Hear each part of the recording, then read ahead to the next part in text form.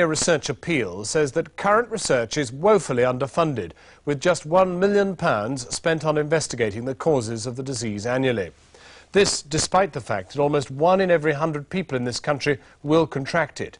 In this special report, our Home Affairs correspondent Robert Parker has been talking to people with the disease and to those who are engaged in the struggle to find its cause and its cure.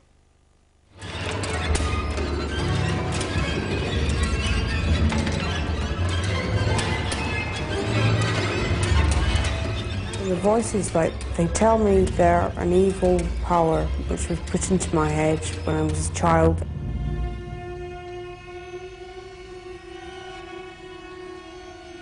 It started to talk to me when I was about 18 or 19, started telling these voices, and they tell me that what happens is I've hurt somebody in a past life and I'm being punished for it. And it's a group of about 6 or 7 voices, both male and female.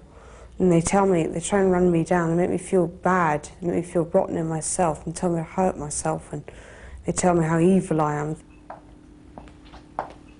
This young woman is one of at least 250,000 people in Britain who suffer from schizophrenia. A few years ago, she was a maths undergraduate with a bright future. Now she's troubled by strange hallucinations in which she sees snakes everywhere. There was a pile of snakes on the floor down there, about 10 of them, and there's about, they're about 6 feet long, about as thick as your arm, and they're covered in black and blue spots, and they're sort of crawling about, and they're really, really nasty and horrible, and I can feel them crawling around my feet and everything. Moira is a patient at the psychiatric wing of the Royal Edinburgh Hospital. Like most, though not all who have schizophrenia, she faces a slow and relentless decline. The illness that she has strikes men and women in equal numbers in their late teens or early 20s. For most, it's with them for the rest of their lives. No one is immune to this. It can happen to anyone. It isn't anybody's fault. It's not something you bring upon yourself or that someone gives you by neglect or over-concern or anything like that. It can happen to just anyone. No one is immune. Professor Eve Johnston is the world authority on schizophrenia. She spent all her working life studying it and helping those who've got it. It's difficult, really, to convey to people who've not had any contact with it just how bad it is.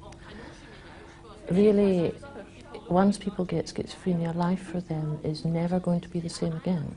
The potential that they had just isn't going to be fulfilled.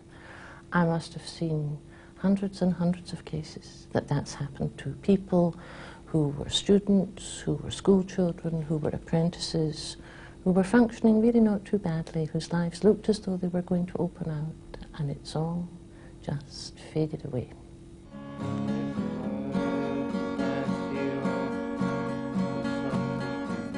In the same ward of the Royal Edinburgh Hospital, another face of this most dreadful disease.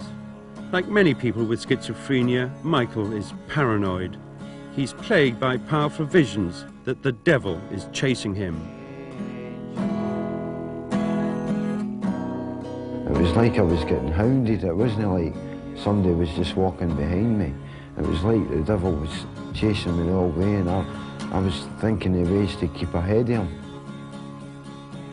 I climbed the tree because the devil was after me, and I thought, well, if I climb a tree, I'll be nearer to God and they won't get me.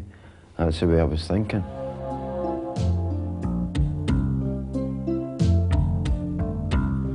People with schizophrenia all have one thing in common, a sense of isolation from the world that, while indifferent to them, is at the same time menacing and hostile. But to every sufferer, this torment takes a unique form. Like getting caught in a thunderstorm and you've got no way of keeping up with the force of the rain. You can feel it going on, your head go boom. You know, your head goes, you can feel the pain inside your head. And you go, God, I wish this would go away. And you can start out acting a bit odd, but you can't really help it.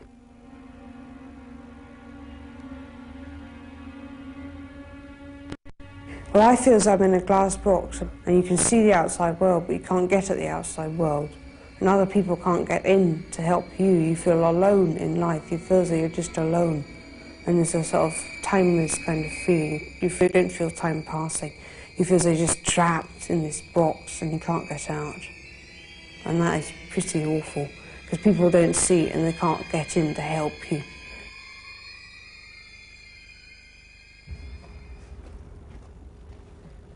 But it's not just sufferers whose lives are shattered by schizophrenia. Their families are affected too. Robin Singer knows only too well what impact the disease can have.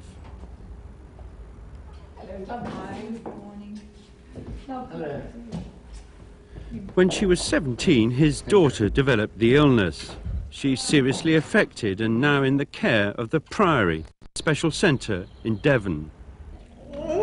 Love you, Pop. Yeah, you love me, that's nice. Love you too, very, very much. Robin Singer's experiences have prompted him to set up the committee that's about to try and raise money for research. When Mandy threw herself in front of a tube and lost her arm and a thumb on the other hand, and also badly damaged her leg. With schizophrenia, they don't even know what it is, let alone what the cure is.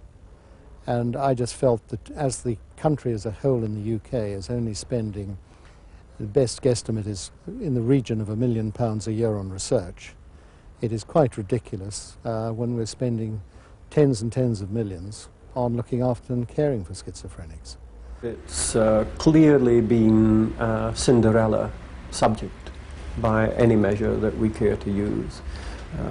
It's been a Cinderella subject in the curriculum for focusing on research, so that the enhancement of schizophrenia as a research area, a research focus, is certainly worthy of support. There's always been a stigma about mental illness in general, and schizophrenia in particular. Traditionally, people with schizophrenia were locked away in mental hospitals. Their treatment was often primitive and cruel. It was a problem that society wanted perhaps to sweep under the carpet. This approach disguised the extensive nature of the problem and explains perhaps why so little effort has been concentrated on research and finding out what causes schizophrenia. But today, the potential for research is huge. Modern scanners such as this magnetic resonance imager in Edinburgh could explain what happens to the brains of people with schizophrenia. Doctors already believe that it's something to do with the functioning of parts of the brain called the temporal and frontal lobes. The MRI scanner can isolate these parts of the brain and then look at them in detail. This £1 million scanner has been used for studying patients with AIDS. There seems no shortage of money for AIDS research, yet for every AIDS sufferer there are 3,000 with schizophrenia. There are different parts of the brain that appear to be different in schizophrenia than there are from normal control groups. I think there's enormous potential for looking at how the brain works, and by knowing that, both in patients who are normal or subjects that are normal and in patients with schizophrenia, I think it contains an enormous potential and value for future research in this area. This is the Stafford Centre in Edinburgh.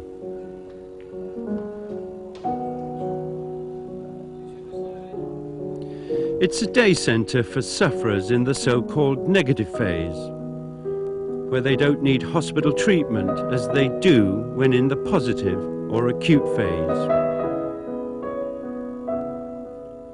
They can't concentrate, have no motivation or self-esteem, and are frightened by the outside world. But the negative phase, although less obvious to outsiders, is equally disastrous to the sufferers.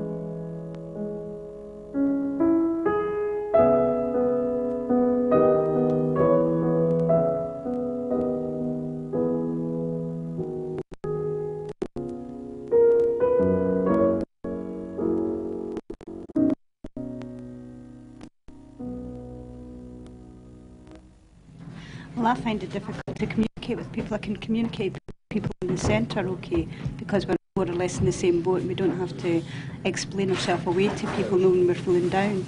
But outside it's more difficult, no. I mean, I've been living in my flat for 11 years now and I hardly know my neighbours. You yourself have strange ideas about other people, and the other people have strange ideas about you, and that's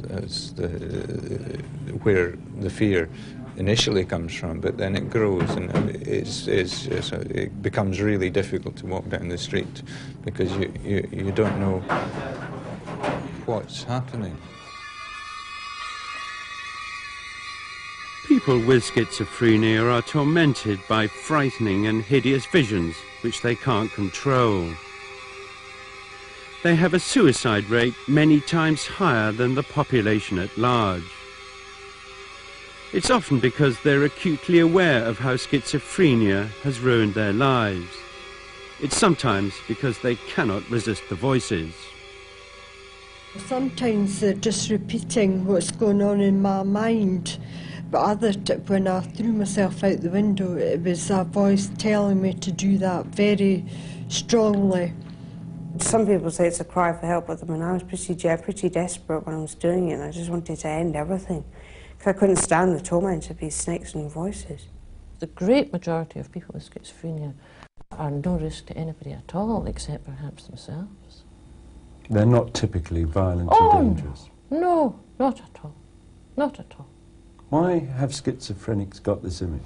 Well, I mean, I think the fact is that occasionally spectacular and frightening crimes are committed by people who have schizophrenia. Occasionally, persons are killed on the basis of delusions, but this is very, very, very rare.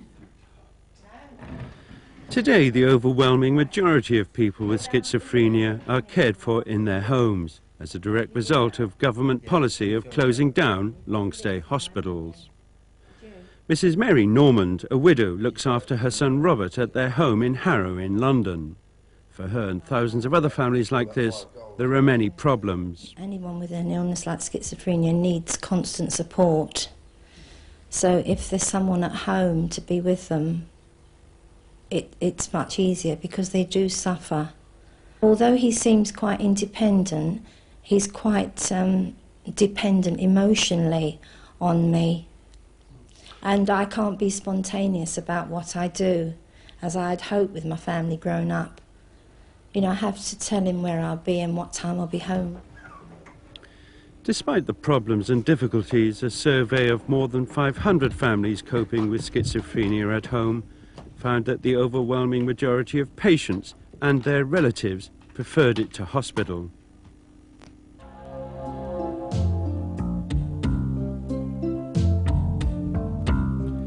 But for many people with schizophrenia, homelessness is the reality of community care. Paradoxically, many see homelessness as the only escape from the world they find so frightening. It's said that more than 30% of those sleeping rough in Britain have schizophrenia.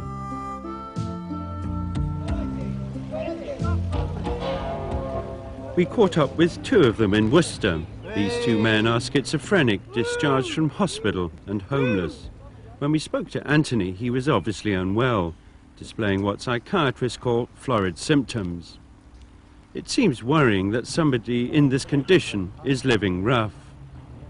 Tim Newbold, who works for the National Schizophrenia Fellowship, is helping them both as part of a special project on homelessness and schizophrenia. I don't think it's a new problem, but I think it's something that's been there, and it's just something that's getting worse and worse because of hospital closures, because of, I think, moving to care for people in the community, and then the community's not ready.